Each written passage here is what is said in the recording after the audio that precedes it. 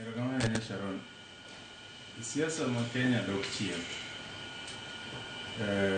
Ka luwore gi siasa manyocha higa manyocha kalo, ji ne temo wuok e siasa mar dhoudi mondo wadhi e siasa mar issues. Ma ineno ka ng'ato ni biro gi economic agenda. Jatelo joma sani ni e sirikal Kenya Kwanza gi nobiro gi bottom up economic model. Jo Azimio bende nigi manifesto gi economic model gi. To sani neno ka wadok kendo e dhoudi mondo ng'ato ka ng'ato ne ni dhout gi ochung' kuma chal nade. Wakili nyalo neno ni Rigathi go siasa mofuwo. Ok ogo siasa mofuwo. Rigathi dwa prove ni jo Kikuyu en gi control margi. Ineno? Nikech ka gibiro giriwore kaka dhoudi eko ka gibiro yudo nguvu mar gore gi sirikal. Nikech king'iyo agenda mar siasa ma 2027, ing'en agenda mar 2027 it is pegged on the president. President goyo dwa mondo donge koro en ogo depe. To joka be agenda gi en president mondo wuogi. Ok iwinj ni kosewuok to dhi timo. An mane kende gimoka winje e opposition. Ruto must go, so what? Kosedhi kasto unu dwa timo. Nikech developing a country ok en gimidhi figa kiseyudo power. Onengo bed ni nigi plan gimidwa timo. In every economic development kata mana management system mora mora, nyaki bed gi plan. Planning is the most important ingredient mondo mi piny odongre.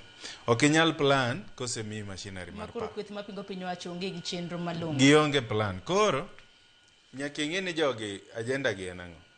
Mokwongo wan kaka joluo waonge e mesa mar telo mabiro. Wiu wil ni wantiere gi wuodwa Eliud Walo. Ok adwa donjo mano, but adwa nyisi kaka siasa ma 2027 opangi. Jogi ong'e maber. Jatelo masani tiyo ni noyombo gima pok notimore Afrika. Mokwongo, ng'ama nopiem go e ng'ama popular Afrika mangima. Popularity mar jakom is beyond Kenya. Kasto ng'at ma popular ni is backed by the state. Maisa ni the incumbent president is backing up the most popular leader. To nyieni no yombo gi. Iwinjo mana? Koro kaka ginyalo yombo jatelo masani ni atelo ni onge. Siasa ineno nani Sharon, and 1 + 1 = 2. Onge ga miracle e siasa. To koro nene campaigns. Koro manyisi ni jogi go kwan niya. Mokwongo gidwa kawo public opinion. Ineno, public opinion en ni gin united. Omo ineno ka gitiyo gi pesa mang'eny. Ino kinene ya, jogi owuok e sirikal. To ging'e maber ni kopo ni jatelo ni odok on a free and fair election, to gidhi bede koyo for a very long time. Iwinjo mano? Chances kata ni dhi yier gi e ministry kaka sani gi enjoy majority e cabinet ni onge. Koro gima gidwa timo en niya, either giwin, ma chances gin 0, kata giapia ni election okwal mondo tulo wuogi. Mineno tulo ni anayie gi wakili ni tulo ni en two way. Tulo ni konyo opposition molo kako konyo sirikal. Iwinja? Koro jogi dwaro ni mondo siasa dhini nyieni goyo siasa mondo consolidate Central Kenya, mondo neni koro Central Kenya nigi ochungi Rigathi. Then koro Ukambani, Ugema ochungi gin koni. Then gimanyo dongineno ka gikelo division e Nyanza region. Mondo Western gipogi. Iwinjo? Nikech king'iyo voting registration pattern, gine mapod gin gi kura mang'eny kaka block. Koro gidwaro ni gipog Western Kenya. Nikech Western Kenya be nitie kura mang'eny sana. Koro ka giseyudo kanyo, gichak gidhi gipog matin.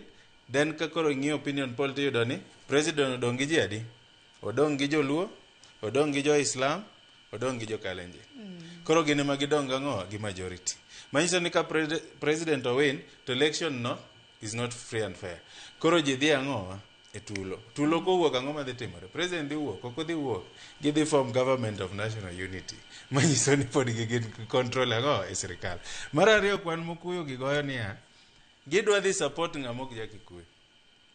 Mondo jopiny one niya, higacha jogi nyocho timo ang'o, nyocho support ng'ato owuok e kabila moro. Koro higa manyien ka ng'atgi ochung' to gi expect ni donge nwachung' gi kabila moro. Koro gichako gitimo ang'o, gidok e power. Manyiso ni power manyien gi tulo wuok gine government of national unity. Pod gin gi control. Power manyien kendo gine ma gichako gitimo ang'o, giduogo.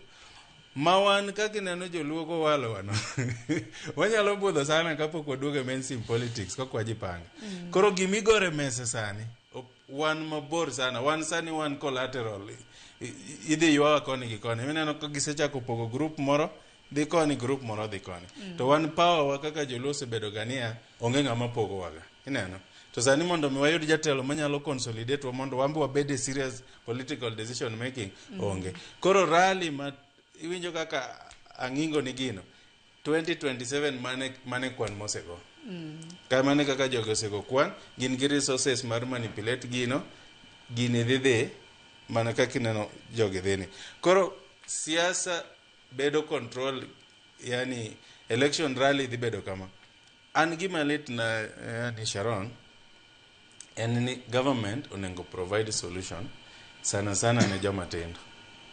Tiyudo ka joma tindo sani ji onge tije.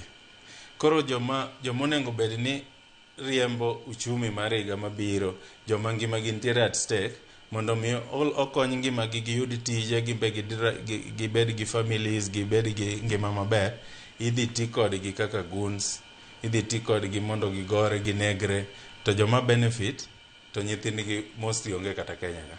Iwinjo, mano kende gima anto, litna nikech goonism ni kako chakore ni. En gima ka nawuoyo gi bishop ka nyise ni onengo gichak very serious peace rallies gi prayer meetings madongo mondo stakeholders moko jo siasa odonje siasa ni mondo neutralize tensions ma politicians osechako kosani. Koko wabiro ga neutral force to Kenya is going to burn temporarily for the benefit mar jok moko. To ma kamano bende josiasa bende wacho ni kamano bende kaka Hiti bende nochako.